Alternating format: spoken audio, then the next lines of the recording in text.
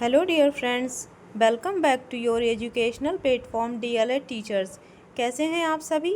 I hope आप सभी बहुत अच्छे होंगे। और आज की क्लास है हमारी कंप्यूटर की।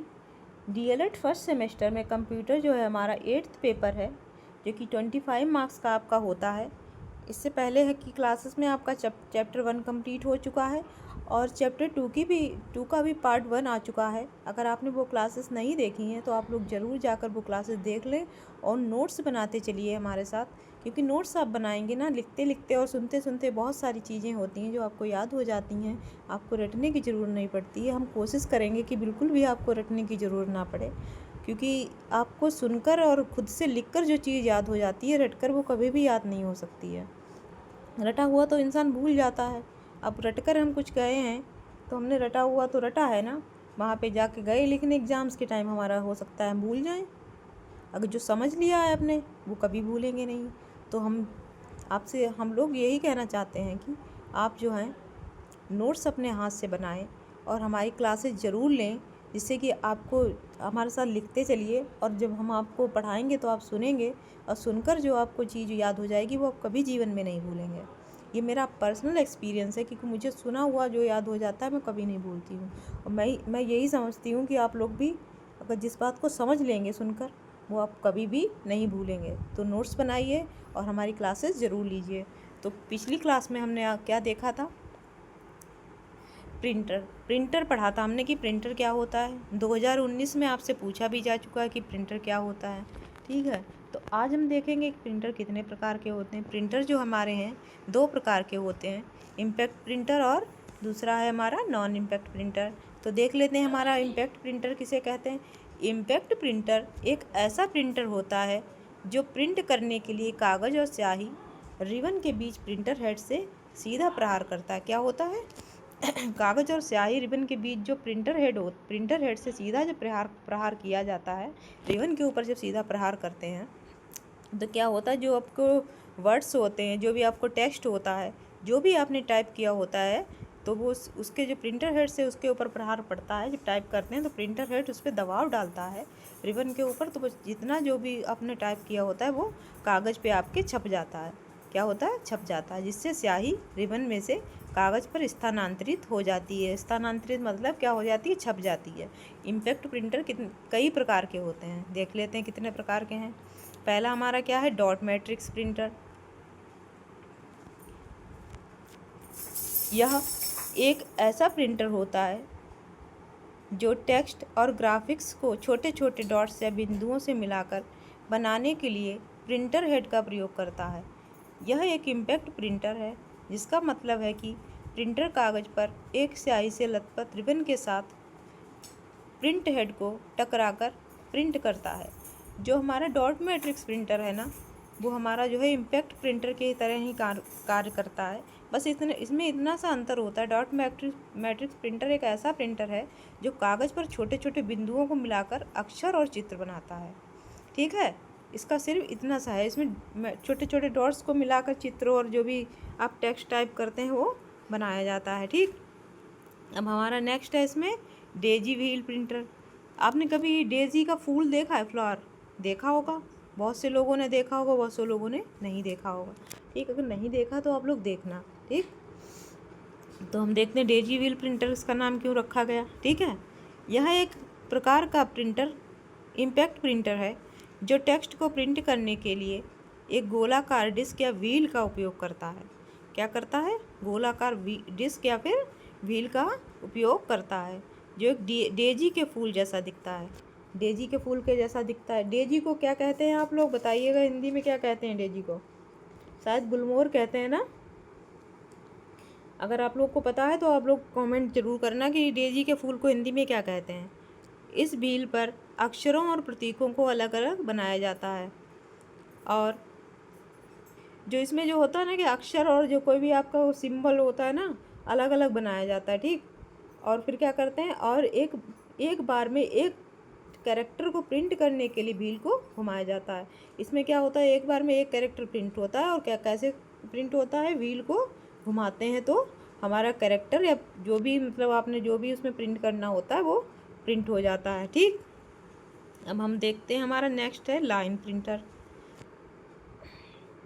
लाइन प्रिंटर किसे कहते हैं देख लेते हैं। यह प्रिंटर एक समय में पूरी लाइन को प्रिंट करता है। क्या करता है? हमारा लाइन प्रिंटर जो है एक बार में क्या कर देता है? पूरी लाइन को प्रिंट कर देता है। यह एक लाइन में 132 से 136 कैरेक्टर प्रिंट कर सकता है। कितने कर सकता है? 132 से 36 कैरेक्टर प्रिंट कर सकता है एक लाइन में। ठीक है, इसकी गति 150 से 2500 लाइन प्रति मिनट होती है। ठीक है, कितनी होती है? 150 से 2500 लाइन प्रति मिनट होती है। देखा आपने कितना फास्ट वर्क करता होगा ये, एक बार में कितनी सारी लाइनें कर देता होगा टाइप। देखा? और आजकल जो है लाइन प्रिंटर का ही ज़्यादा प्रयोग होता है। अब एक लाइन को तो प्रिंट कोई करेगा नहीं बैठ के। ये हमारे देख लेते इनके एग्जाम्पल क्या हैं। ड्रम प्रिंटर, बैंड प्रिंटर और चेन प्रिंटर। अब हमारा आया है नेक्स्ट है non impact printer. Non impact printer क्या होते हैं? नॉन इम्पैक्ट प्रिंटर वे प्रिंटर होते हैं जो बिना किसी यांत्रिक मतलब मैकेनिकल संपर्क के कागज़ पर प्रिंट करते हैं। इस प्रिंटर में प्रिंटिंग के लिए रिबन या प्रिंट हेड का कागज़ पर सीधे नहीं दबाया जाता। इन प्रिंटर्स में क्या होता है? प्रिंटिंग के लिए क्या किया जाता है? रिबन या प्रिंटर हेड को कागज़ पर सीधे नहीं दबाया जाता है, बल्कि वे लेजर, इंकजेट या थर्मल जैसे तकनीक का उपयोग करते हैं। ठीक, आजकल तो हर कार जो होने लगा लेजर टेक्निक, तो आजकल बहुत डेवलप हो गई है, तो प्रिंटिंग में भी इसका उपयोग होने लगा है अब। ठीक है, और लेजर प्रिंटिंग का आजकल उपयोग बहुत बढ़ चुका है मार्केट में। ठीक, अब हम देख लेते हैं नॉन इम्पैक्ट प्रिंटर कितने प्रकार के होते हैं। इसमें पहला है इंकजेट प्रिंटर। इंकजेट प्रिंटर क्या है?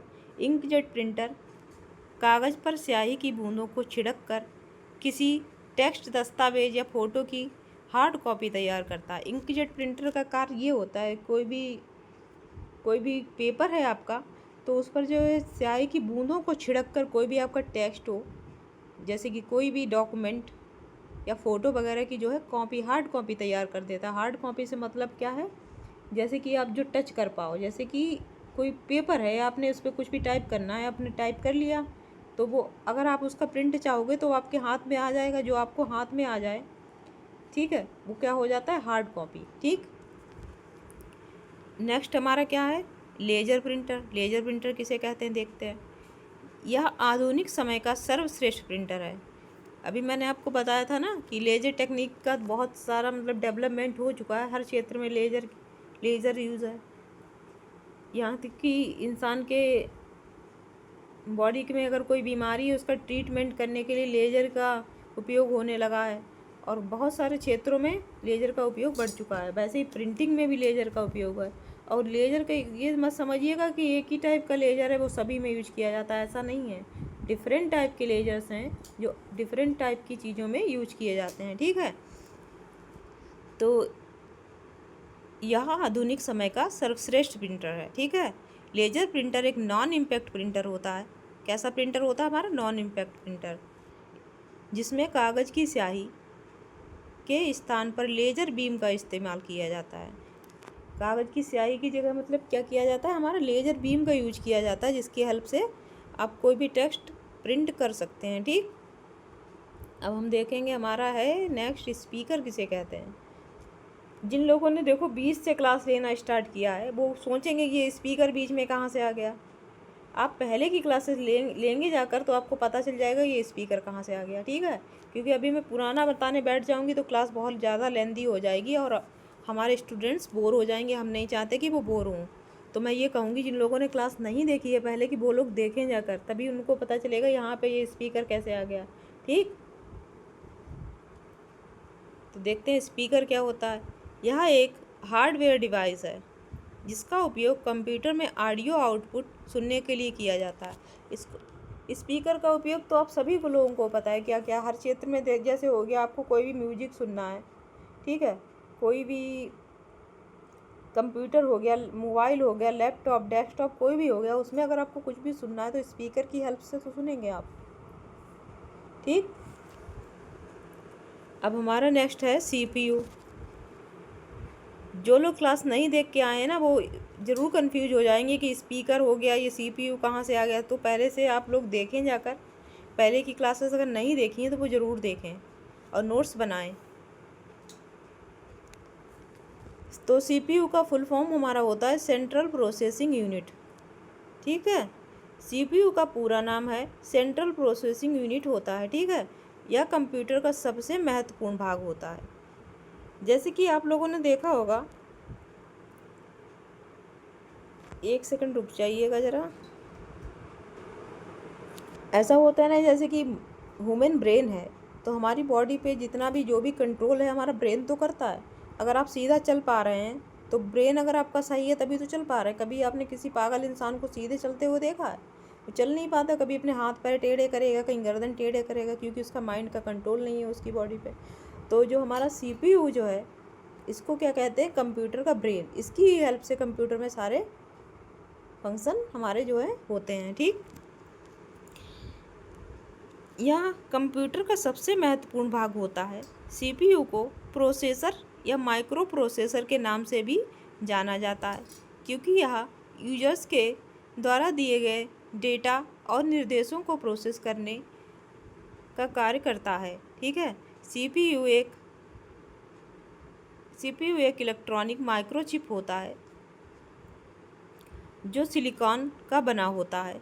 यह यूजर्स के द्वारा दिए गए निर्देशों को प्रोसेसिंग के पश्चात यूजफुल इंफॉर्मेशन यानी कि उपयोगी सूचना में बदलता है तथा कंप्यूटर सिस्टम के सभी कार्यों को नियंत्रित करता है। CPU को कंप्यूटर का मस्तिष्क भी कहते हैं। CPU के बिना कंप्यूटर एक खाली डिब्बे के समान होता है, ठीक है।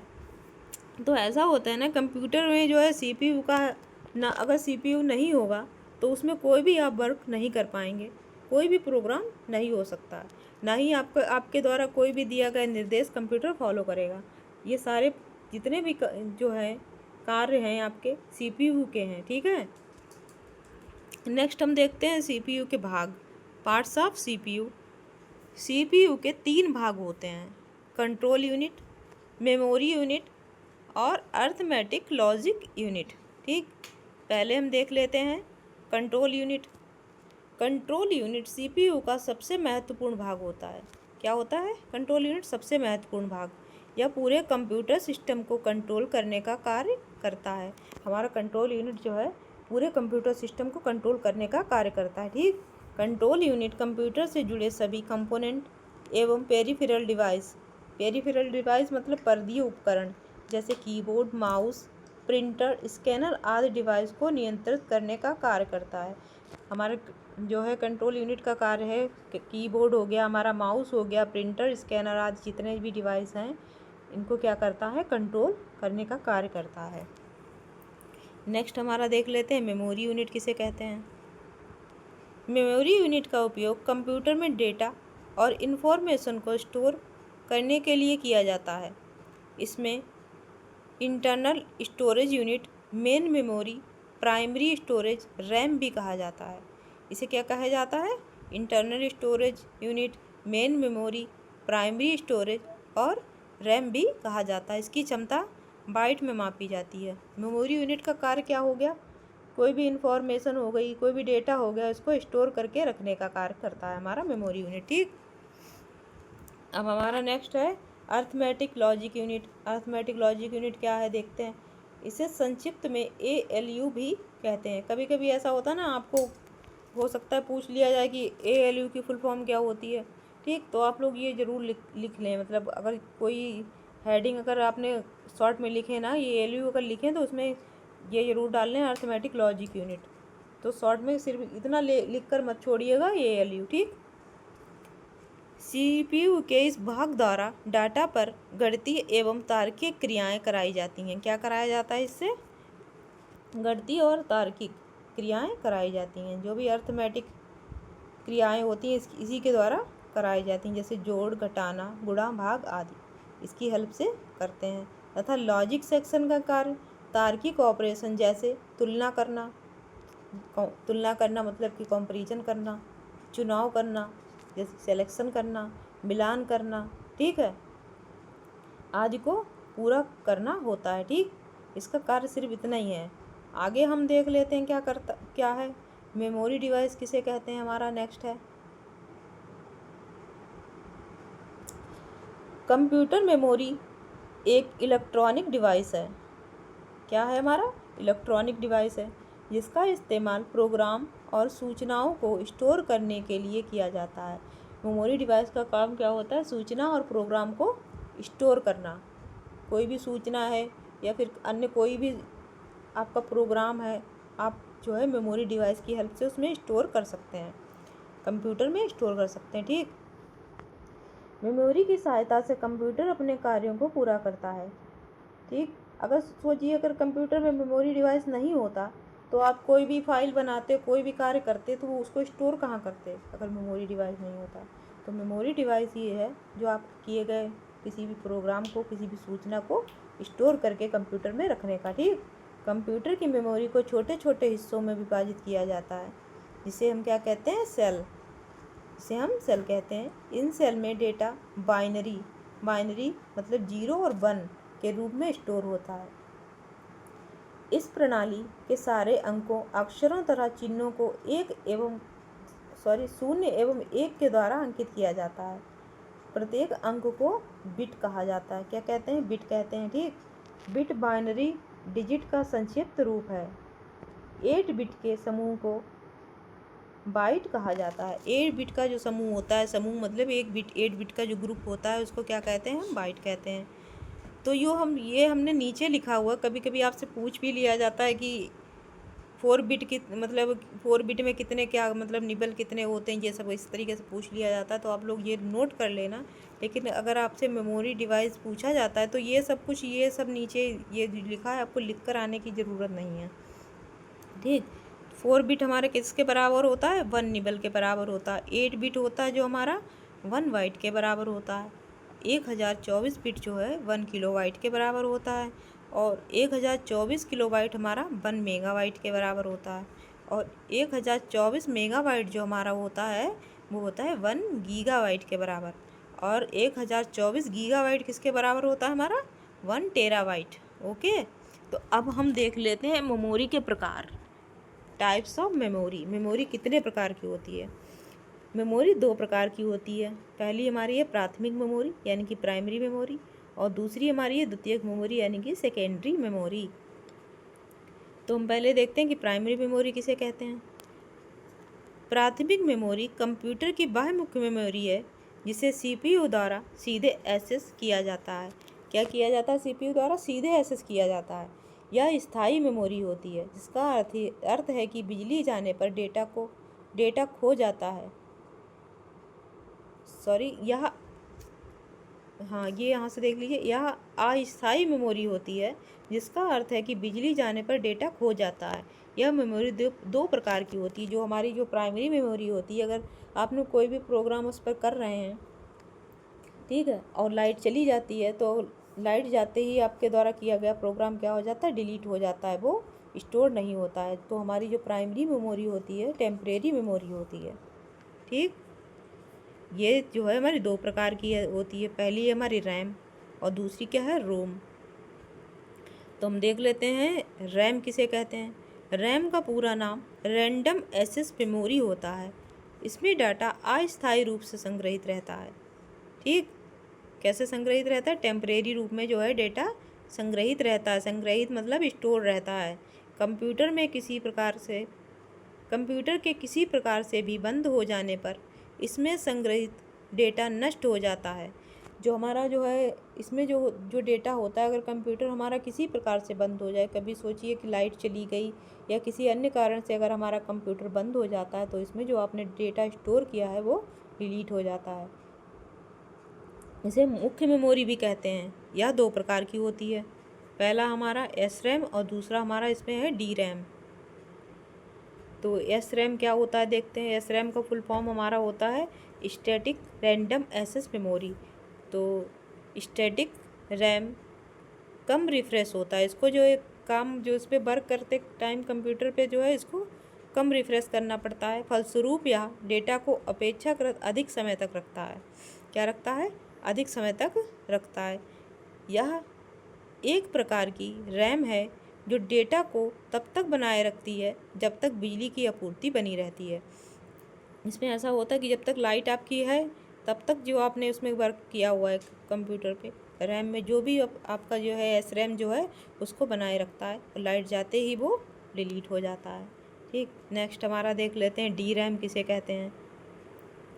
इससे पहले देख लेते हैं हमारा अभी और कितना बचा हुआ है इसमें, तो इसी प्रकार से आपको करवा दिया जाएगा, नहीं तो नेक्स्ट क्लास लेनी पड़ेगी आपकी। ज़्यादा लेंथी क्लास नहीं होनी चाहिए, नहीं तो आप लोग बोर हो जाएंगे। तो अभी काफ़ी है।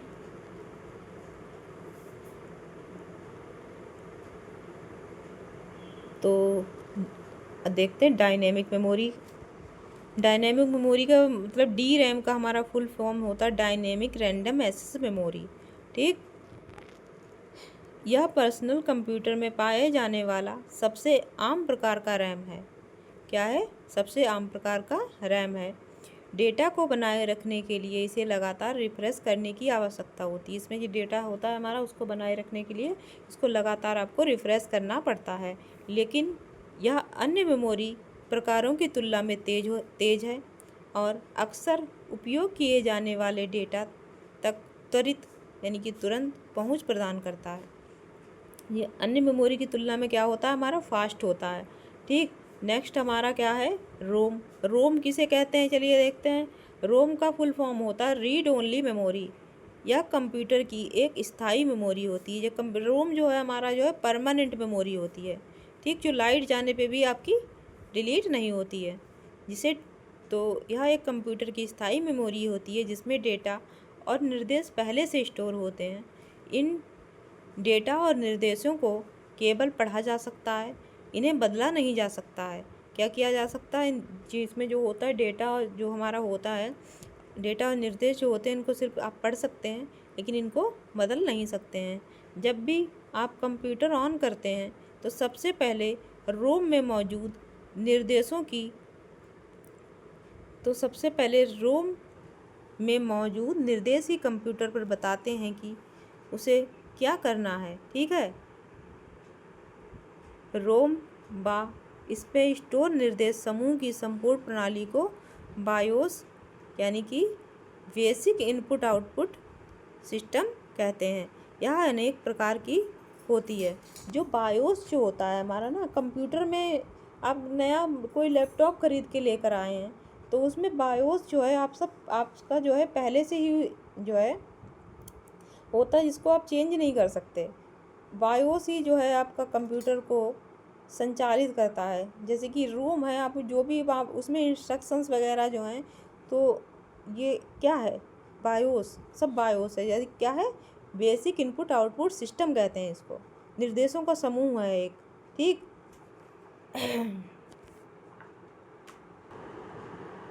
तो हमारा बायोस जो होता है एक सॉफ्टवेयर होता है जो कंप्यूटर को चालू करने के बाद सबसे पहले काम करता है। ठीक है, कंप्यूटर को जब स्टार्ट करेंगे तो सबसे पहले काम कौन करता है? बायोस। तो बायोस जो होता है कंप्यूटर के हार्डवेयर और ऑपरेटिंग सिस्टम के बीच के डेटा को आदान प्रदान को प्रबंधित करता है। ठीक, मैनेज करता है। ठीक, बायोस का हमारा ये काम होता है। तो यह अनेक प्रकार की होती है। जो हमारा जो है रोम जो है कितने प्रकार का होता है? 3 प्रकार का। पहला है प्रोम, दूसरा हमारा ई प्रोम, और तीसरा हमारा है ई प्रोम। ओके, तो नेक्स्ट तो हम पहले देखते हैं ई प्रोम। ई प्रोम क्या है? इसका फुल फॉर्म क्या देखते हैं। Programmable read only memory. ठीक, इसमें एक बार प्रोग्राम किया जा सकता है। क्या किया जा सकता है? इसमें सिर्फ एक बार प्रोग्राम किया जा सकता है। एक बार जब प्रोम को प्रोग्राम कर लिया जाता है तो फिर उसमें से डेटा को इरेज नहीं किया जा सकता। इसमें प्रोम में जब एक बार आप प्रोग्राम कर लेते हैं तो उस डेटा को आप क्या नहीं कर सकते? इरेज नहीं कर सकते, मतलब डिलीट नहीं कर सकते हैं। वह डेटा हमेशा के लिए उस चिप में राइट हो जाता है। जो वो डेटा होता है ना उस चिप में हमेशा के लिए क्या हो जाता है? लिख जाता है। इसे OTP one time programmable chip भी कहते हैं। ठीक, नेक्स्ट हमारा है EEPROM। EEPROM का फुल फॉर्म क्या है? Erasable programmable read only memory. ठीक, तो ये क्या है? EEPROM में डेटा को इरेज किया जा सकता है। इसमें क्या कर सकते हैं? डेटा को आप इरेज कर सकते हैं तथा इसे फिर से लिखा जा सकता है। आप इरेज कर सकते हैं डेटा को और इसमें फिर से आप डेटा को लिख भी सकते हैं।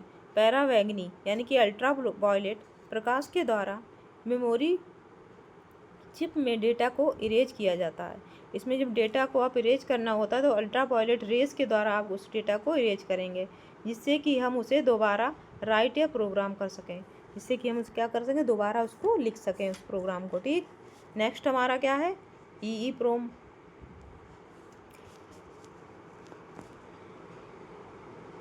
अगर आप लोग हमें सपोर्ट करेंगे ना तो जल्दी ही हम आपको ऑनलाइन आकर पढ़ा पाएंगे। ऑनलाइन आकर पढ़ाएंगे तो आपसे बातचीत भी हो पाएगी। तो हम यही कहना चाहेंगे आप लोग हमें सपोर्ट करें, ताकि ऑनलाइन आकर क्लास जब लाइव चलेगी तो आपके डाउट्स भी हम तुरंत ले पाएंगे और उनको सॉल्व कर पाएंगे। तो हमें सपोर्ट करेंगे तभी हम आपको और बेटर तरीके से पढ़ा पाएंगे। ठीक है, तो देखते हैं EEPROM क्या होता है। इसका फुल फॉर्म होता है electrically erasable programmable read only memory. ठीक, ये क्या है? EEPROM एक प्रकार की मेमोरी चिप है। EEPROM जो है हमारी एक प्रकार की क्या है? मेमोरी चिप है, जो एक बार डेटा लिखने के बाद उसे इलेक्ट्रिकली मिटाकर दोबारा प्रोग्राम कर सकती है। इसमें जो है एक बार डेटा लिखकर इलेक्ट्रिकली इसे डिलीट कर सकते हैं और दोबारा इसमें फिर से प्रोग्राम को आप कर सकते हैं। यह एक नॉन वोलेटाइल मेमोरी है। इसका मतलब है कि यह बिजली बंद होने पर भी डेटा को बनाए रखती है। क्या होता है इसमें? लाइट, अगर आपने कोई प्रोग्राम कर रहे हैं, अगर लाइट चली जाती है तो वो आपका डेटा डिलीट नहीं होगा, आपका डेटा क्या रहेगा? सुरक्षित रहेगा। एक हमारा होता है कैश मेमोरी। कैश मेमोरी आपसे अगर कभी पूछ लिया जाए, इसलिए मैंने आपको नोट करके लिखवा दिया है। कैश मेमोरी क्या होता है देखते हैं। यह एक विशेष प्रकार की मेमोरी होती है जो कि CPU के सीधे संपर्क में रहती है। ठीक, क्या रहती है? CPU के सीधे संपर्क में रहती है। इसकी डेटा एक्सेस की गति एवं कीमत रोम से भी अधिक होती है। क्या होता है इसमें? डेटा एक्सेस की जो गति होती है और कीमत रोम से भी क्या होती है? अधिक होती है। लेकिन भंडारण क्षमता रैम से कम होती है। जिसकी जो स्टोरेज जो है, स्टोरेज क्षमता जो होती है वो क्या होता है? रैम से कम होती है। कैसे मेमोरी आपने अपने मोबाइल में देखी होगी, आपने देखा होगा कभी आपका मतलब स्टोरेज फुल हो रहा है, आपने जाके कैसे मेमोरी को क्या कर दिया? डिलीट कर दिया। कर देते हैं ना।